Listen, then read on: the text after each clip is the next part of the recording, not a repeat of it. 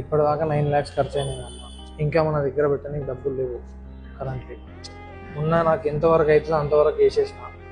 ఎందుకు దేవుడా ఇట్లాంటి కష్టాలు ఇస్తావు? మీ అందరికి తెలుసు నా దోస్త్ యాక్టర్ సిద్దిక్ ఎంతో మందికి సాయం చేసినోనికి ఈ రోజు ఆపద వచ్చింది. మా అమ్మకు రీసెంట్లీ కొడుకు పుట్టిండు. ఆ కొడుకు పుట్టిండన్న సంతోషం లేకుండా అయిపోయింది. ఆ బాబు పుట్టడంతోనే ఆటలో ఓలుందని తెలిసింది. దాంతో పాటు తనంత తాను శ్వాస వేసుకుందామంటే లంగ్స్ అనేది ఓపెన్ కాలేదు. డాక్టర్లు 10 నుంచి 15 లక్షల దాకా అయితే ఖర్చు అయితే అన్నారు. అప్పో సొప్పో తెచ్చి 5 లక్షల దాకా అయితే కట్టిండు. ఇప్పుడు ట్రీట్మెంట్ చేపిద్దామంటే పైసలు లేకుండా అయిపోయినాయి. ఇప్పుడు మనందరి సాయం కోసం మన ముందుకు వచ్చిండు.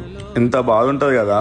ఎంతో మందికి సాయం చేసినాడు, ఈ రోజు మన సాయం కోరుకుంటుండు. మనం చేయాల్సింది ఏంటంటే పైన అనిపిస్తున్న నెంబర్లకైనా స్కానర్ కైనా మీకు తోచినంత సాయం చేయండి. రూపాయి అయితే రూపాయి, 2 రూపాయలు అయితే 2 రూపాయలు. నా దోస్తు కోసం దండం పెట్టి అడుగుతున్నా. ఇట్లాంటి సిచ్యువేషన్ వస్తే నేనే ముందుంటా. ఈ రోజు నా దోస్తుకి వచ్చింది. ఈ వీడియోని అయితే అస్సలు నెగ్లెక్ట్ చేయకండి. ఇఫ్ మీతో సాయం కాకపోతే 10 మందికి షేర్ చేయరు. అందులో ఎవరో ఒకరు హెల్ప్ చేస్తారని నేను అనుకుంటున్నా. ప్రతి ఒక్క ఇన్ఫ్లుయెన్సర్ మీరు స్టోరీ పెట్టాలని కోరుకుంటున్నా. ఈ రోజు మనలో ఒకరికి కష్టం వచ్చింది, మీరందరు ముందుండి నా దోస్తుకి హెల్ప్ చేయాలని కోరుకుంటున్నా. నా ఒక్కరితోని కాదు, మన అందరం అనుకుంటే పక్కా అవుతుంది. నిజంగా మా అమ్మ కళ్ళల్లో నీళ్ళు చూడలేకపోతున్నా. మనసులో అంత బాధ పెట్టుకుని మేము ఉన్నంతసేపు బాగానే ఉన్నాం, కానీ ఎంత బాధపడుతున్నా నాకు అర్థమైంది. ప్లీజ్ ఎంతో కొంత సాయం చేయండి. మా నీ ఆపదల నుంచి బయట తీసుకురండి. కేవలం మీరున్నారన్న ధైర్యంతో మా అమ్మకైతే భరోసా ఇచ్చిన. ఎంతో కొంత హెల్ప్ చేస్తారు మనోళ్ళని చెప్పి. హైదరాబాద్ చుట్టుపక్కల ఉన్న ఇన్ఫ్లుయెన్సర్ సికింద్రాబాద్ లో దగ్గరలో ఎవరైనా ఉంటే ఈ వీడియోని అయితే చేయండి ప్లీజ్. ఆ వీడియో విషయాన్ని ఎవరైనా హెల్ప్ చేస్తారని నేను అనుకుంటున్నా. ఈ వీడియోని మర్చిపోకుండా ప్రతి ఒక్కరికి షేర్ చేయండి.